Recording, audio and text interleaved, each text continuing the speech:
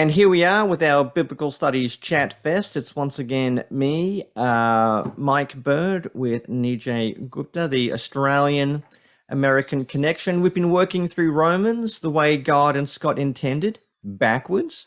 But at last, Nijay, we have come to Romans 1 to 4. We have come to the citadel of salvation, the place where we find good Calvinist Reformed doctrine of penal substitution, the imputation of the active obedience of Jesus to fulfill a covenant of works, which is opposite of covenant of grace, which enables us to be simul justus et peccator. That Isn't sounds that like a right? good sermon. Yeah. Oh, sorry. I keep forgetting you're Wesleyan, and I have doubts about your synergistic, semi-Pelagian works-based salvation. We don't do Don't theology, worry, we just do explanatory notes. in these first 4 chapters, we'll be fixing that. We're gonna fix it good, my friend. When we leave here, you will be a John Calvin and John Piper fanboy. As long as I got the Johns right. You got the Johns, maybe the John Knox as well. He was pretty good. But no, we're here in Romans 1, EJ, and opening thoughts, opening questions as we dive into Romans 1 to 4. Yeah, well, you're the expert. You've written a commentary on this. Although I'll let you know that my friend John Goodrich and I are editing a book out of our Pauline theology group at IBR on the theology of Romans 1 to 4.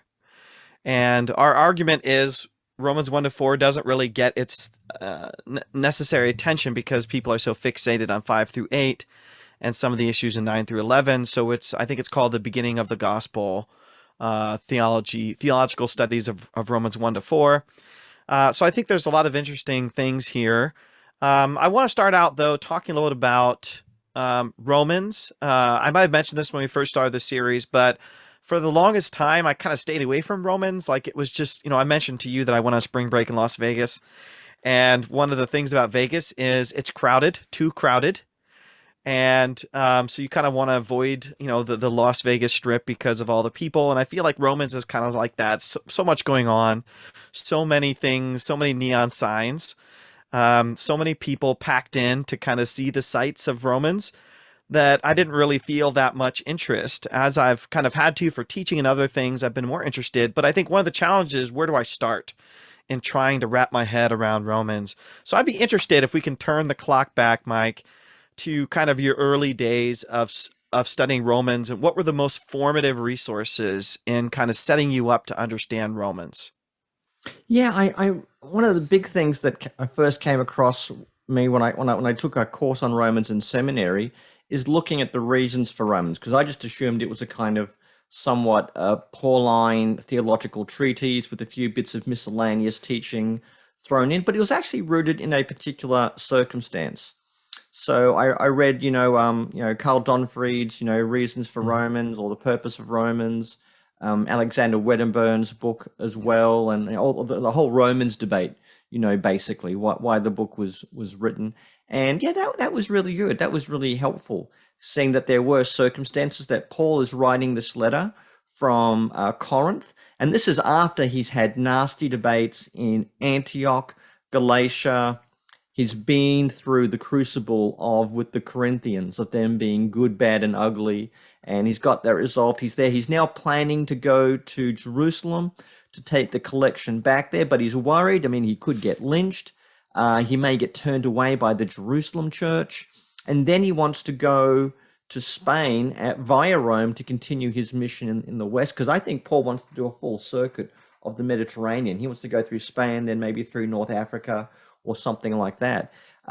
So Paul's got like 3 months to kind of sit back and reflect a little bit in light of all of his sort of controversies and his mature thoughts about grace, the gospel. Then he writes the letter to the Romans, I think largely for a few different reasons. One, he wants to win their support for his mission, which means winning them over to his gospel.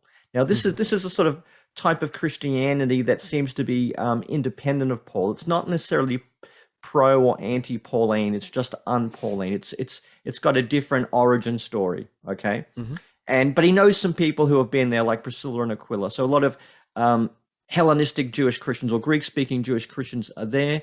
So he kind of wants to win them over to his version of the gospel so they'll support him. But he also knows that the churches there could potentially a fragment along either ethnic lines or different views of the Torah, even amongst the Gentile members who seem to be the majority there now. So he's writing largely to the Gentile members, telling them, I may not be as anti-Torah as you may have heard I am, kind of dialing back, Galatians. But I am definitely interested in the gospel, and we've got to understand how we relate to unbelieving Jews. This is how you be a Christian in a pagan city, that type of thing. So that's what I see Paul doing, trying to make sure he and the Romans are singing off the same sheet of gospel music. You could call Romans a kind of theological fundraising letter, which is what Luke Timothy Johnson, someone I know who's near and dear to your heart, that's what he calls it. But I think he's also setting out his gospel in I wouldn't call it a systematic way, but in a thorough, comprehensive way, and also dealing with the issues like how do you relate to the local Jews and how do you relate to other Jewish Christians, and how do you just be the church in Rome. Now, some scholars are very insistent that Romans 14 and 15 reveal kind of the main exigency, which are these kind of competing house churches. I know Scott McKnight does put stock in that. I know that goes back to Paul Manier, but it goes back even further as well.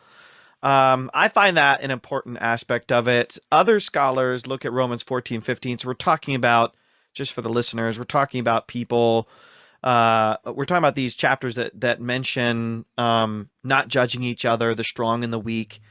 So on the one hand, you have scholars that say this is the issue that prompts Paul to write this letter. In the middle, you have people who might say it is one among many issues. And then you have other people that say this is not a real scenario. It's more of a hypothetical scenario. And it's not kind of a live issue here. And he perhaps uses this kind of language in other letters that we don't have from Paul. Where do you fall in that spectrum of urgency of this issue in Paul's pecking order of reasons? Well, I would go for the middling view. I don't think that these are purely hypotheticals. I don't think Paul's just taken something he's done in 1 Corinthians 8 about, do you eat meat sacrificed to idols or not? Kind of, don't ask, don't tell. I don't think he's simply taking the stuff he's done in 1 Corinthians 8 to 10 and applying it in a generalized way and the back part of Romans. I think there is a real issue here. And we've got to remember, in the early church, all of the big debates were about food and fellowship. Whether you're reading, Galatians 2, whether you're reading Acts 15, it was about what kind of food can you eat and who can you eat it with. And the same in Corinth, albeit in a different thing, not in a pagan context. Can you eat, meat offered to a pagan god? Can you eat food in a pagan temple? All of the debates about food and fellowship. So it would be no surprise that Paul's got to deal with the same question, the same sorts of divisions, differing convictions about how you do this in a city like Rome. So I think there's definitely a particular situation that Paul is addressing. He's probably heard about it from people like Priscilla and Aquila and other people who have connections between the Corinthian and the Roman churches. At the same time, I don't think that's the main thing, as if chapters 1 to 13 are just kind of like an extended throat clearing exercise. I think Paul's main purpose is to make sure the Roman congregations are united in the gospel, and they're willing to help him and support him as he goes further west to Spain. Now, correct me if I'm wrong, but I think Jewett makes the argument that Paul sends Phoebe and sends this letter to convince the Roman church to be an outpost, to be a kind of headquarters to move further west. You kind of said something along those lines in terms of getting on board with his agenda. This would be more strategic to his mission. Do you think that's a convincing argument? Yeah, I think Phoebe is definitely his the vanguard of his charm offensive. He wants Phoebe to go and lay the groundwork Right. and to, sweet talk. I mean, this is all, metaphorical language I'm using here, of course. But Sure. he wants Phoebe to be kind of his personal ambassador in Rome Yeah. to lay the groundwork for his Right. visit. So it's kind of like you would send the Secretary of State, to go do all the diplomacy before the kind of the president arrives. So I think Phoebe's doing a really important role. I think she's there not just to hand over the letter. I don't know whether she necessarily read the letter, but her job, which is what letter carriers did in antiquity, is to see that the contents of the letter are Right. put into effect.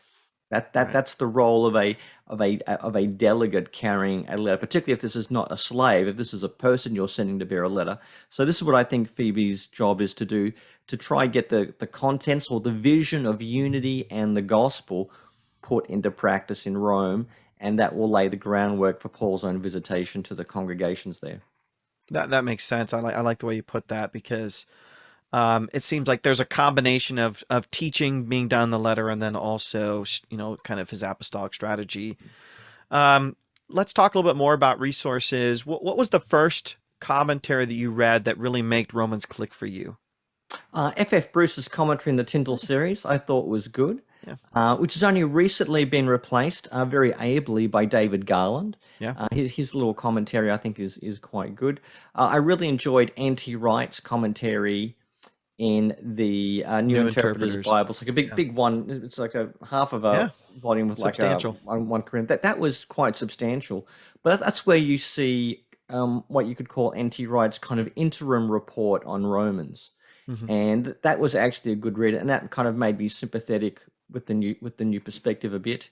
Of course, for us, a classic Australian volume is Leon Morris, Yeah. his Romans commentary, which is definitely, I think, it's not sort of edgy or exciting, but it is wise, judicious, and sensible, which is definitely its own kind of quality as well. There have been some good books that have come out along the way. Richard Longenecker, I wasn't a big fan of his Romans commentary, but his sort of volume about Romans, like his like Yeah. kind of extended Introducing introduction, Romans. yeah, Yeah. that I thought was a very useful book. I wasn't terribly excited by the his commentary on Romans, but I Yeah. found that to be a very very useful book. And the other thing that I think is absolutely necessary reading for anyone doing Romans is Peter Lamper's From Paul to Valentinus about the Yes. history of the church in Rome. I'd easily add that to one of my top five books on to read on Romans. Helpful also at the moment is Beverly Gaventa, When in Romans. Yeah. That's a kind of mixture of exegesis and sort of exposition and reflection Hmm. on the letter. I think that's a very important volume as well. I think for me, it was Jimmy Dunn's commentary on Romans, his two set WBC.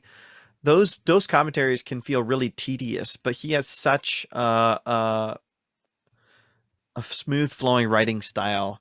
And then they have the explanation. So they have the background, and then they have the exegesis, and they have the explanation. And he's able to kind of get all fired up in the explanation parts.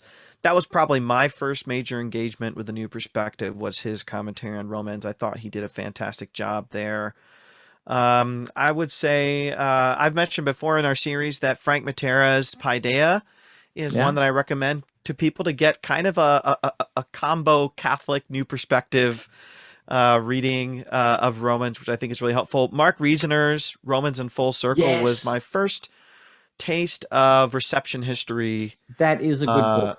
being able to Yeah. plot different major interpreters in a very, very short volume. I thought that was really impressive Yeah. that he was able to do. I think I read that during my PhD program, and I That found that that is a really good book. helpful. Mark and I have had some recent disagreements about a certain NT Wright, but I can still recommend his Rome, was it not Romans through the centuries or In, something? in the Full Circle. Romans in Full Circle. Yeah, that is a good Yeah. read. Yeah, that's a fan. And then I really enjoy, translations of early church interpretations. So you have the Ancient Christian Commentary series by InterVarsity Press. You also have a series with Urbans called, I think, The Church's Bible, which is Ah, major yep. selections from from patristic interpreters. I feel like going back to those patristic writers really helps you to kind of get out of some modernistic assumptions that we have. I find that those resources really valuable. Looking how they did with some of the ancient debates, like who was Phoebe, Yeah, or Priscilla and Aquila, or Junia. I find yeah, them very helpful on fascinating. passages like that. I'll tell you one interesting thing I do now whenever I teach exegesis courses, Nijay. I write my own clunky translation and my own edgy paraphrase. So I've done that on Romans, where I've tried to write something to make it sound like you've just literally dug up something out of the desert. So I use names like Paulos, Timotheos, to the Right. anointed Jesus, to the associations in the city of Rome. So I do my own sort of trying to sound like an antique text, but then I do kind of like my more edgy paraphrase, kind of like, "Yo, what's up, Corinth?" Um, to give two Koine, real. your own version of Koine. So trying to give my contemporary version of street Koine. So I have a volume on that coming out with Lexham Press. Some it'll be a very thin volume, so it'll be just a. What's it called? I don't know. It's going to be. I think it's going to be called Romans Translation, Paraphrase, and Notes, Okay. because that's what a lot of people used to do. Did you know John Locke wrote a commentary on Paul's letters, and it's basically a translation, notes, and paraphrase. And he says stuff that you would think was written by E.P. Sanders, because Locke is responding to like the English Puritans who are Right. just using Romans as their big kind of battering ram for Calvinism against the English church. And he's saying this has got nothing to do with what these people are ranting on about. It's all about Jews and Gentiles, having fellowship together. So if you get a chance, read John Locke's notes and paraphrases on the letters of Paul. It's a very interesting read. I mean, he's known as a legal philosopher, not as an exegete, but it is a cracker-lacking good read. Well, you may know that Scott McKnight is writing his own translation of the New Testament as a counterpart to John Goldingay's First Testament translation. And if you have you read Goldingay's Yeah, translation? So it it is is weird. kind of It kind of does your head in a bit, particularly the way he spells out Israel is Yisrael, and yeah. it just kind of you first read it, it really does your head in. Yeah. Well, I love that. When I was doing my work on Philippians, we were writing a commentary, but I wrote an introduction for Cascade, and I did my own translation. I wanted to do it in what you said, where it's going to be more attention getting and deconstruct Christianese language. So when I got to that part in Philippians 4 where he talks about anything that is praiseworthy or excellent, I tried to find more a different language to use that's not as familiar to us. Did So you I say think for bodacious? Did you say no, anything that no, is bodacious? that probably wouldn't have gotten through the editorial. But I think for the whatever is praiseworthy, I think I said spectacular. Yeah. Things like that, I think, are really helpful for shaking people out of the kind of. So one of my doctoral supervisors was Stephen Barton. I don't know if you know Stephen. Like he's Australian, so of course I Yeah, know he's him. So Australian. I just assumed.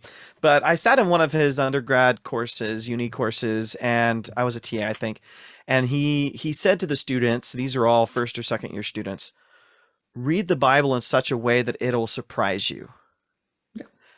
And especially if you're familiar with the Bible, and I've tried to pass it on to my students as well. That idea of reading it either in different translations or in the Greek or in Spanish or whatever, in a way that'll surprise you. Okay, let's we're not gonna have any time to talk about Romans 1 to 4. Let's get into Yeah, I Romans know. 1 to 4. I know. So one of the things I struggle with, Mike, with Romans is trying to understand the flow because everything can't be a digression. It feels like everything in Romans is a digression. So, chapter 1 makes some sense, and then I kind of get lost in chapter 2, and then you get into some soteriology in chapter 3, and then I'm not sure what Abraham is all about in chapter 4, and then we've talked about 5 through 8. Walk me through. You wrote a commentary on Romans. I think Yep. the thing that would intimidate me the most is trying to make sense of how Paul gets from chapter 1 to chapter 2 to chapter 3 to chapter 4. How did you navigate that? Was that difficult? Talk me through how you did that. Yeah, I mean, this is some very dense material. This is Paul laying out, I think, pretty much the gospel as both the bad news and the good news. So Paul, chapter 1, Paul starts introducing himself, but then he gives a little gospel tweet. Verses 2 to 4. The gospel which was pre-promised through his prophets in the Holy Scriptures concerning your son who was born from the seed of David, raised by the Spirit of holiness, resurrection of the dead, Jesus Christ our Lord. He kind of gives you a little gospel tweet. Mentions then the obedience of faith. That's what he wants to bring to, and that's going to be at the beginning and end of the letter, the obedience of faith. Then he kind of has the thanksgiving, and then he kind of explains, look, I know I should have rocked up to Rome by now because I am the apostle to the Gentiles, but I mean, I really meant to get there. So he kind of apologizes. And then he says he's indebted to everyone. And then you get to verses 16 to 17, which I do think are like a central thesis of the letter, where Paul says he's not ashamed of the gospel, because some people think he should be ashamed of what he's preaching and teaching. He says, I'm not, because it's the power of God for the salvation of everyone who believes, first for the Jew, then for the Greek. And then he says, and in it, the gospel, the dikaiosune theou is revealed. And we can talk about that later on.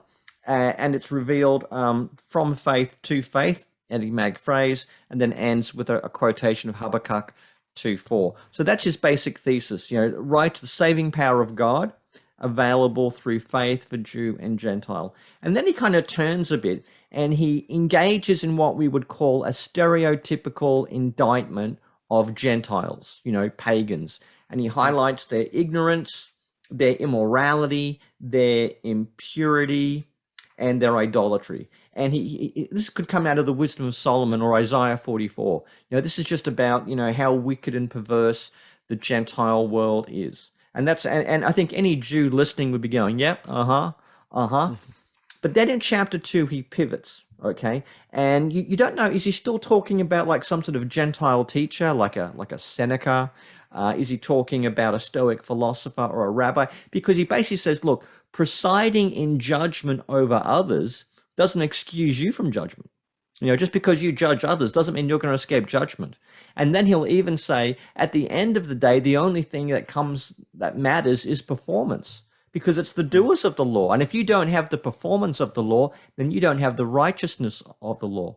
And he says, even partaking of circumcision is not going to matter that much if you don't keep the law. And then he says at the end of chapter 2, and what is more, there are some non-Jews who by their good works show that they have a circumcised heart, and they're going to put circumcised disobedient Jews to shame. And then in chapter 3, he kind of walks this really interesting tightrope. He says, look, on the one hand, yes, we know God is faithful to Israel, okay? He's faithful to the Jews, okay? But God's faithfulness doesn't mean he can completely recuse the Jewish people from judgment, because if he can't judge the Jews and hold them accountable, how can he judge the world? So right. God's faithfulness to Israel does not excuse them from judgment. And he lays out a set of quotes largely from the Psalms, and he comes to the conclusion that even by works of the law, no flesh, no body will be right with God, which is a quotation from Psalm 143. So Paul has basically set up the situation that the Gentiles and the Jews are both in the dock before God. They are both in their own way, in their own terms, condemned. And then in verses 21 to 26, Nijay, I think we get what I would call the epicenter of Paul's gospel. We get one of the most, I think, profound, amazing and important brief expositions of Paul's gospel, where he talks about this righteousness of God. It's being witnessed to by the law and the prophets, kind of like in a prophetic sense, but it's not attained by obeying the law. So you don't have to keep the law to avail this righteousness of God. It comes rather through faith. And then Paul uses 3 images to describe how this righteousness saves. He uses a commercial metaphor, that of manumission from slaves. He uses a cultic metaphor of sacrifice, the hilasterion, that nasty word. And then he uses a courtroom metaphor, about being justified.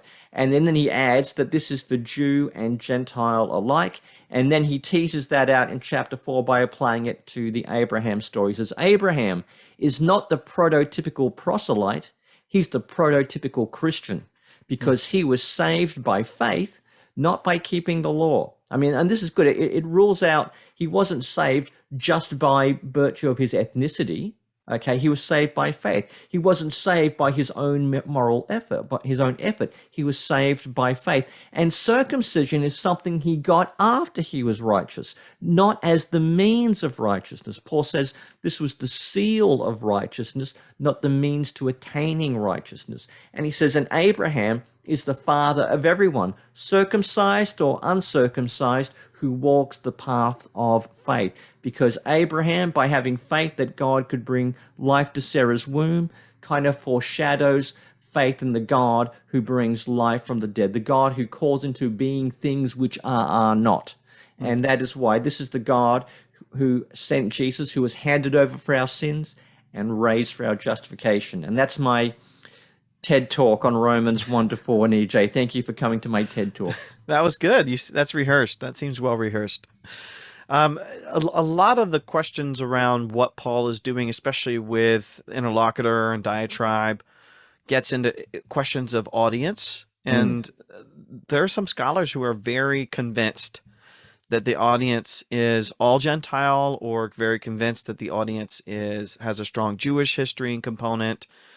How do you arbitrate that? I mean, that does play into what Paul is trying to do in the letter. How do you decide who Paul is writing to? Can we be sure about that? Could Paul have been sure about that? I think Longenecker takes that view that the Roman community, Christian community, was founded with a strong Jewish component. And then there are other scholars who say, no, Paul is writing only to Gentiles. So how do you navigate that? I think the cues in the letter have Paul writing mainly to the Gentiles. But I don't think, when Phoebe got to Rome, she had a copy of Romans that said for Gentile eyes only. So I think, Paul is kind of laying out the gospel, but I think he's talking to the Gentiles, but he knows the Jewish Christians are watching him. So he's kind of like performing his gospel for the Gentiles in Rome, but he knows the Jewish Christian, and I think maybe a few Jews in Rome will hear about this letter, maybe even hear it read or know about its context. So Paul is quite aware that this is going to have a broad reception. We know this because Paul is very reserved and guarded in the way he explains a lot of things. Unlike, shall we say, Galatians, where Paul is kind of pacing up and down his room, basically yelling, and some poor scribes taking it down. So Paul is far more diplomatic and measured, precisely because he knows this is going to get a wide dissemination in the churches of Rome. So I think he is definitely addressing primarily Gentiles, because he gives us cues in the letter. I write to you Gentiles as the apostle to the Gentiles. That's a pretty explicit. But I don't think this is for Gentiles' eyes only. Let's go back to righteousness of God. I think you even wrote on that for the new dictionary of Paul and his letters. Did you write on that? I can't remember. Sounds like something I would do. I don't know, Nijay. I write a lot of things. I can't keep track just of to my break it willings and down dealings.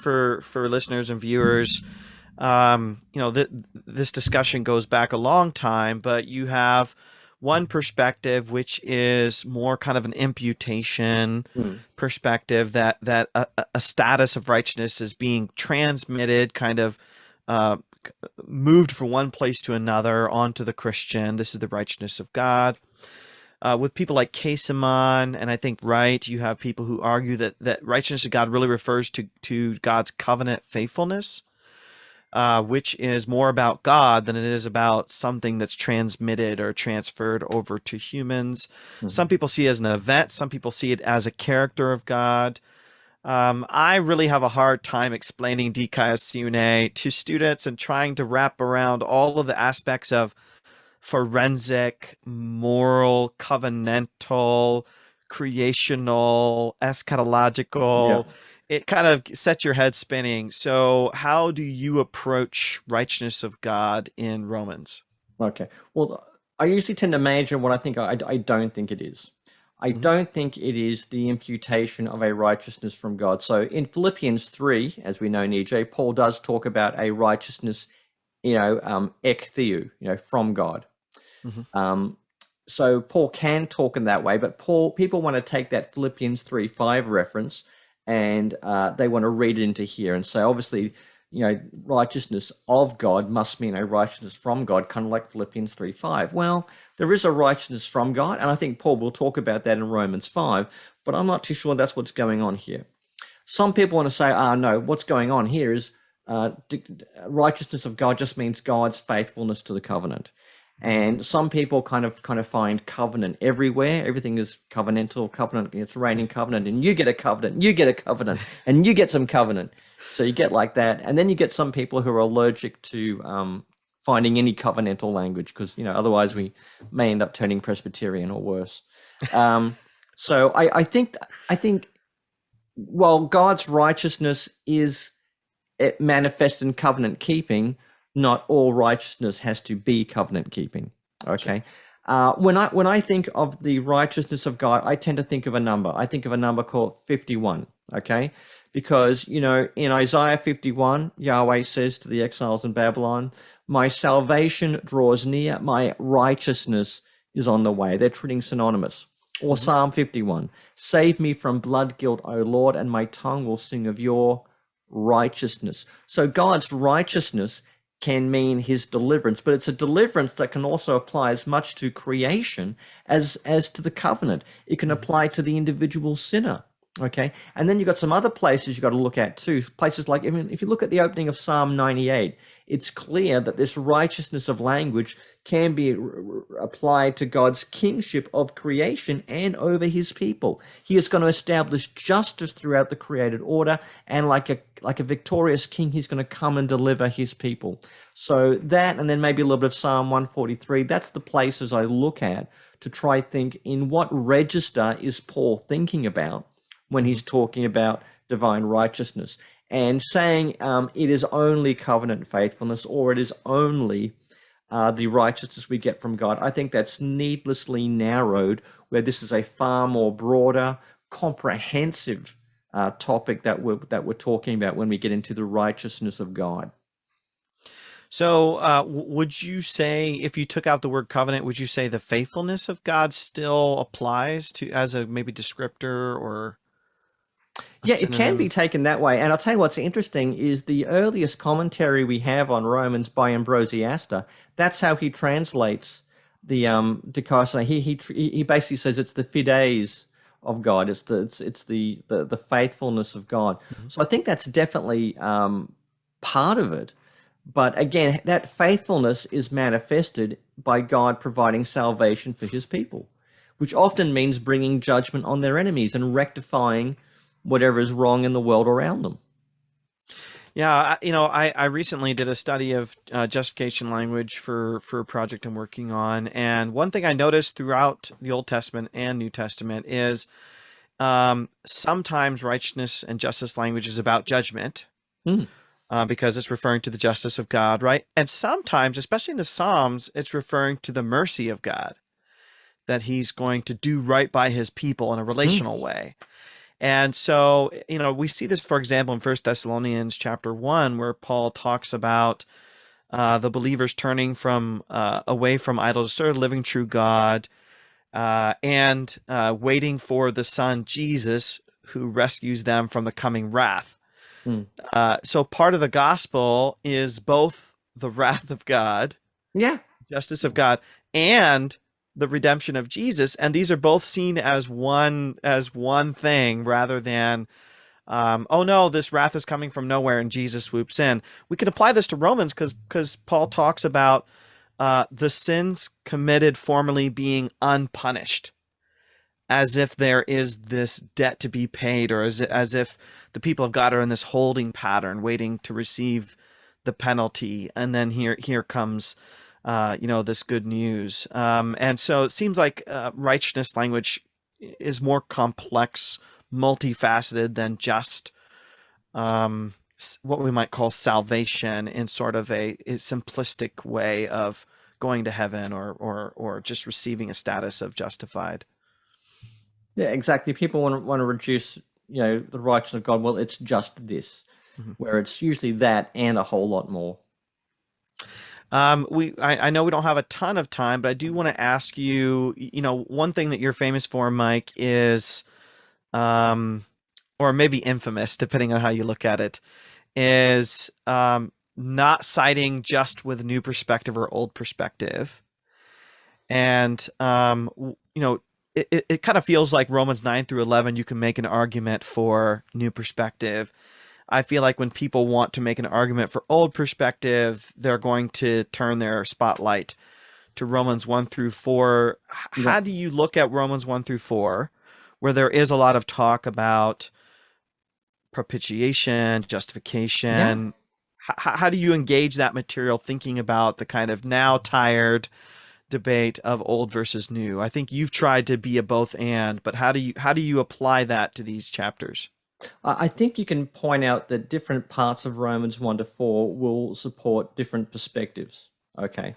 For example, Paul clearly emphasizes that there is a righteous status that you attain by faith, okay, not by works. I mean, Paul lays that out in chapter 4. Abraham was justified not by his works, but by believing, and God justifies the ungodly. I mean, that's you could some people say that's a summary of Paul's theology, or at least his theology of salvation. God doesn't justify the people who are just; He justifies the godly, and it all comes through faith. And you've got like the imagery of redemption, justification. Christ is a sacrifice for our sins. These are things that people like Luther saw the mercy of God in spectacular and extraordinary ways for people who did not deserve it. But we've also got to appreciate the ethnic horizon in which Paul is arguing, because this righteousness of faith is for Gentiles and Jews. And like I ask people who want to focus on imputation, and I say, well, what's the first thing imputed in Romans? And they talk about righteousness. Well, or is it faith?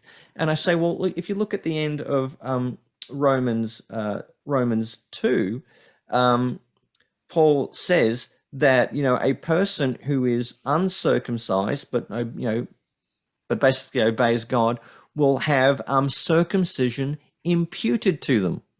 In other words, the first thing imputed, but to anyone, is basically covenant identity. Gentiles can have Jewish covenant identity imputed to them because they have a circumcision of the heart.